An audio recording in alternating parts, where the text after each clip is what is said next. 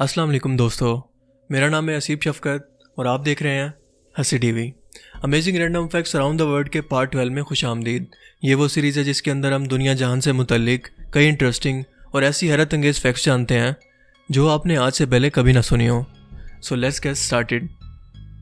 क्या आप जानते हैं कि हमारा चाँद मुसलसल सिकुड़ रहा है?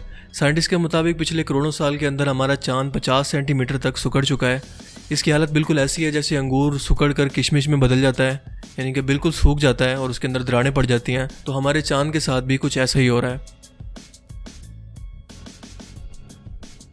और इसकी वजह है इसके अंदर मौजूद कोर का ठंडा हो जाना। इसके ज़मीन के अंदर भी एक कोर मौजूद है, लेकिन चाँद के अंदर ये कोर, जिसे इसका दिल भी कहते हैं, ये ठंडा हो चुका है, जिसकी वजह से ये मुसलसल सिकुड़ रहा है। उस पर झुर्रियाँ पड़ रही हैं और इसकी वजह से इस पर दरारें पड़ रही हैं, इस पर ज़लज़ले आ रहे हैं और आने वाले वक्तों के अंदर ये मज़ीद सिकुड़ता चला जाएगा।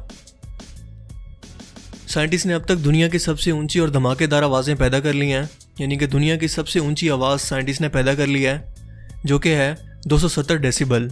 अब ये आवाज़ कितनी है और ये कितनी शदीद तरीन आवाज़ है, इसको समझने के लिए आपको थोड़े से मेजरमेंट ऑफ स्केल को देखना पड़ेगा। हम आम इंसान जो आपस में बातचीत करते हैं यानी गपशप करते हैं, तो उसकी आवाज़ होती है 55 डेसिबल। एक जेट फाइटर तैयारे की आवाज़ होती है 130 डेसिबल, जो कि हमें सुनने में पता है कि बहुत शदीद तरीन होती है। उसके अलावा अगर बात करें कि म्यूज़िकल कॉन्सर्ट की, जिसमें बहुत ज़्यादा शोर होता है और बाज़ औक़ात आपके कान इसको नॉइज़ तस्वुर करते हैं, इसकी फ्रिक्वेंसी हद तक होती है 150 डेसिबल तक। लेकिन साइंटिस्ट ने क्यूटेशन के अमल के ज़रिए पानी के अंदर ये लहरें पैदा की हैं जो कि 270 डेसिबल तक आवाज़ पैदा कर सकती हैं, यानी किसी भी इंसान के कानों को फाड़ सकती हैं। यानी ये ताहिर शाह के गानों का रिकॉर्ड भी तोड़ने वाली हैं। मुझे शदीद तरीन गर्मी में ये ख्वाहिश होती थी कि काश मेरे जिस्म पर कोई ऐसा सूट हो जिसे मैं पहनूं और मेरा पूरा जिस्म फ़ौरन से ठंडा हो जाए, एसी की तरह ठंडा हो जाए। लेकिन ये ख्वाहिश हकीकत में बदल चुकी है, क्योंकि university of California San Diego की एक यूनिवर्सिटी ने एक ऐसा छोटा सा एक पैड ईजाद कर लिया है जो कि ब्लड प्रेशर मेजर करने वाले आले की तरह होता है। जैसे आप बाजू पर लगाते हैं, उसी तरह से ये बाजू पर लगाते हैं आप, और उसके बाद ये आपके बॉडी का टेम्परेचर को मेंटेन करने की कोशिश करता है और 89 फ़ारेनहाइट तक आपके बॉडी टेम्परेचर को ये कम कर सकता है। जो टेक्नोलॉजी का फ्यूचर है वो है बेंडेबल टेक्नोलॉजी का। आपको पता है मार्केट के अंदर बहुत सारे ऐसे फ़ोन आ चुके हैं जो कि बेंड हो सकते हैं। सैमसंग ने अपना फोल्ड फ़ोन निकाला है, इससे पहले हवावे ने अपना एक फोल्डेबल फ़ोन निकाला था जो कि मार्केट में एक नई इनोवेशन थी और मार्केट में बहुत ज़्यादा ये इन थे। लेकिन इस कदम के अंदर अब ये लैपटॉप तक भी ये टेक्नोलॉजी बढ़ चुकी है और लिनोवो ने पहला अपना फोल्डेबल लैपटॉप तैयार कर लिया है, जिसे वो 2020 में लॉन्च करने वाला है। इसकी रेजोल्यूशन 2K होगी और लिनोवो का दावा है कि ये 24 घंटे तक इसकी बैटरी चल सकती है इस लैपटॉप की। तो देखते हैं कि 2020 तक ये किस वक्त लॉन्च होता है। अगले साल तक आपको इसका इंतज़ार करना होगा और अब फ्यूचर के अंदर आपको लैपटॉप जो मिलेंगे वो कुछ इसी तरह के होंगे जैसे कि लिनोवो ने इसकी शुरुआत कर दी है। एक बहुत ही इंटरेस्टिंग वाक़या हुआ रमज़ानुल मुबारक के अंदर कि रमज़ानुल मुबारक के अंदर भी चोर कितना ज़्यादा रिस्पेक्ट करते हैं रमज़ान की, कि हाल ही में घर के अंदर चोर घुस गए, उन्होंने चोरी का इरादा किया और बहुत सारा सामान लूट लिया और उस सामान के अंदर आब ज़मज़म की बोतलें भी शामिल थी, जिसे वो तसल्ली से आपस में बांट कर पीते रहे। और उसके बाद जब घर लूट कर वापस जाने लगे तो घर में मौजूद बुजुर्ग से उन्होंने सर पर हाथ फिरवा कर उनसे आशीर्वाद भी लिया और तसल्ली से घर को लूटने के बाद ऐसे वापस चले गए जैसे बहन के ससुराल से जहेज़ वापस लेने आए थे। वोल्वो कंपनी ने 1959 के अंदर सीट बेल्ट ईजाद किए थे, यानी कि लाइफ सेविंग सीट बेल्ट ईजाद किए थे, जो कि आज की भी मॉडर्न गाड़ियों के अंदर इस्तेमाल होते हैं।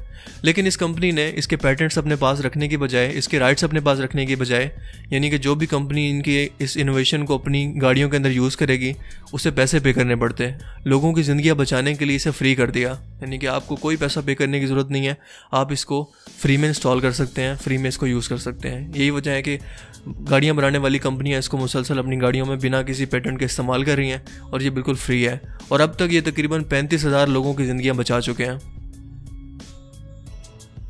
नासा के 2 सैटेलाइट ज़मीन के एटमॉस्फेयर के अंदर चक्कर लगा रहे हैं, एक दूसरे के पीछे घूम रहे हैं और इनका मकसद है कि ग्रेविटेशनल फोर्स को मज़ीद गहराई में जाकर समझा जाए।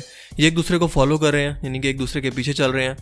तो इनका नाम साइंटिस्ट ने रखा है टॉम एंड जेरी, जो कि कार्टून से इंस्पायर होकर रखा गया है। आपको पता है टॉम एंड जेरी एक दूसरे को फॉलो करते रहते हैं, एक दूसरे के पीछे भागते रहते हैं, इसीलिए इनका नाम टॉम एंड जेरी रखा गया है। साइंटिस्ट के मुताबिक मर्दों का दिमाग औरतों के दिमाग से 10% साइज़ में बड़ा होता है, लेकिन फिर भी ये औरतों से बहुत ज़्यादा एफिशिएंट होकर काम कर सकता है, क्योंकि इनके पास लड़कियों की तरह ये टेंशन नहीं होती कि मेरा आई लाइनर मैच नहीं हो रहा, मेरी ड्रेसिंग मैच नहीं हो रही, मेरे शूज़ नहीं मैच हो रहे। लड़के और बहुत ज़्यादा क्रिएटिव होकर सोचते हैं। तो इसीलिए उनकी सोच ज़्यादा उलझी हुई नहीं होती और वो ज़्यादा एफिशिएंट तरीके से अपने दिमाग को इस्तेमाल कर सकते हैं। अगर किसी लड़की को एतराज़ भी हो तो वो उस रिसर्च पर एतराज़ करे, मेरा काम तो ये सिर्फ फैक्ट्स पहुँचाना है। पिरामिड ऑफ मिस्र यानी कि अहराम मिस्र, आपको पता है कि इतने भारी पत्थर थे कि आज की मौजूदा क्रेन की टेक्नोलॉजी भी इसे नहीं उठा सकती।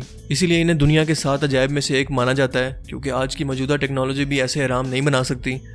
लेकिन अगर बात की जाए इसमें इस्तेमाल होने वाले पत्थरों की, तो इन अहरामों को बनाने के लिए इतने ज़्यादा पत्थर इस्तेमाल हुए हैं कि इसके अगर हम इन पत्थरों को इस्तेमाल करें तो पूरी दुनिया के गिर्द हम एक 2 फुट लंबी ऊंची दीवार बना सकते हैं। इतने ज़्यादा पत्थर हैं। तो अब आप सोच सकते हैं कि जिन लोगों ने इन्हें बनाया होगा उन्होंने इन पत्थरों को उठाया कैसे होगा, और सबसे बड़ी बात, इतने पत्थरों को कहाँ से तराशने के बाद इनको बनाया होगा। इसीलिए तो इसे वंडर ऑफ द वर्ल्ड कहते हैं कि आखिर ऐसा मुमकिन कैसे है। साइंटिस्ट कहते हैं कि 99% लोग जब अपना पासवर्ड लिखते हैं तो अगर उनसे एक डिजिट भी गलत लिखा जाए पासवर्ड के दौरान तो वो अपना पूरा पासवर्ड बैक कर देते हैं, पूरे पासवर्ड को बैक करते हैं और उसके बाद दोबारा उसे टाइप करना शुरू करते हैं। बजाय इसके कि वो सिर्फ एक वर्ड को पीछे करें और उसको सही लिखें, वो पूरा पासवर्ड ही बैक कर देते हैं, जिसमें मैं भी शामिल हूँ और यकीनन 99% लोग इसमें शामिल होंगे।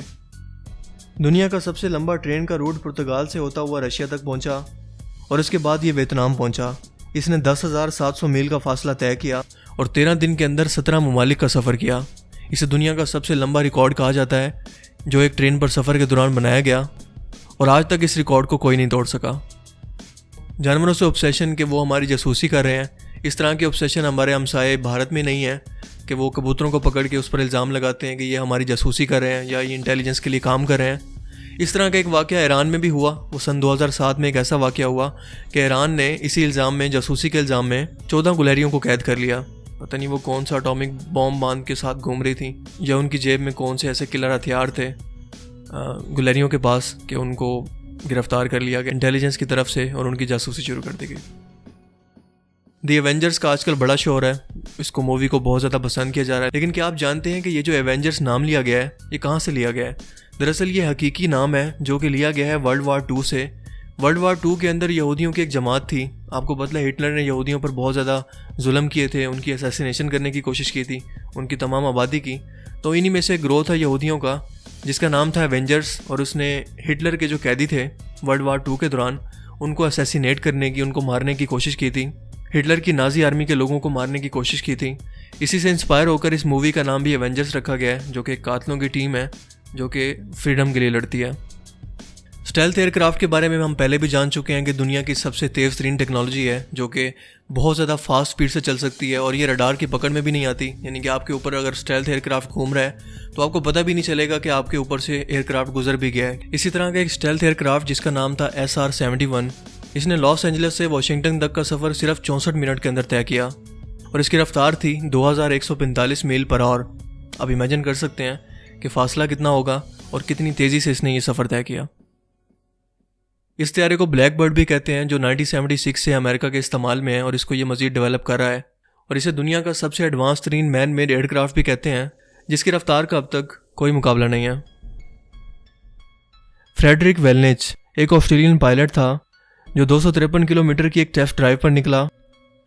21 अक्टूबर 1978 को ये 21 साला लड़का मेलबर्न एयर ट्रैफिक कंट्रोल को मैसेज करके बताता है कि इसने अपने तैयारे के 100 फुट ऊंचाई पर एक एयरक्राफ्ट को देखा है जो कि इसके करीब आ रहा है, लेकिन आखिरी बार उसने ये पैगाम दिया कि ये कोई एयरक्राफ्ट नहीं है। जिसके बाद इसका राब्ता एयर ट्रैफिक कंट्रोल से मुनक़ता हो गया और वो अचानक कहीं गायब हो गया। और आज तक ये मिस्ट्री है कि ये लड़का आखिर कहाँ गायब हो गया, क्योंकि इसका फिर कोई सुराग नहीं मिल सका। और लोगों का इसके बारे में मानना है कि शायद कोई उड़न तश्तरी यानी UFO का ये काम हो सकता है जो इसे उठाकर कहीं ले गए स्पेस में, या फिर दुनिया के अंदर इनकी कोई खुफिया बेस है जिसके अंदर इसको छुपा लिया गया है। डॉन रिची एक ऑस्ट्रेलियाई शख्स है जिसकी 2012 में मौत हो चुकी है। इस शख्स की खासियत यह है कि इसने 500 लोगों को, जो लोग खुदकुशी करना चाहते थे, उनको सिर्फ एक चाय की ऑफ़र की और उनके साथ थोड़ी चिट चैट, उनके साथ थोड़ी बातचीत की, और उन 500 लोगों को इसने खुदकुशी करने से बचा लिया। यानी उनका इरादा बदल दिया खुदकुशी से, और 500 लोगों को इस शख्स ने मरने से बचा लिया। तो आज के amazing random facts around the world में सिर्फ इतना ही। आई होप कि आज का ये वीडियो आपको पसंद आया होगा। आपको सबसे अमेजिंग फैक्ट कौन सा लगा मुझे कमेंट करके ज़रूर बताइएगा, और मज़ीद इस तरह की इन्फॉर्मेटिव वीडियोस के लिए इस चैनल को ज़रूर सब्सक्राइब करें। अगर आपको ये सीरीज़ पसंद आ रही है तो इस वीडियो को लाइक करें ताकि मुझे पता चल सके कि मज़ीद इस तरह के एपिसोड भी बनाए जाएँ। तो मैं मिलूंगा आपसे एक नेक्स्ट इंटरेस्टिंग वीडियो के अंदर। तब तक के लिए अपना बहुत सा ख्याल रखिएगा। Thanks for watching this video. अल्लाह हाफिज़।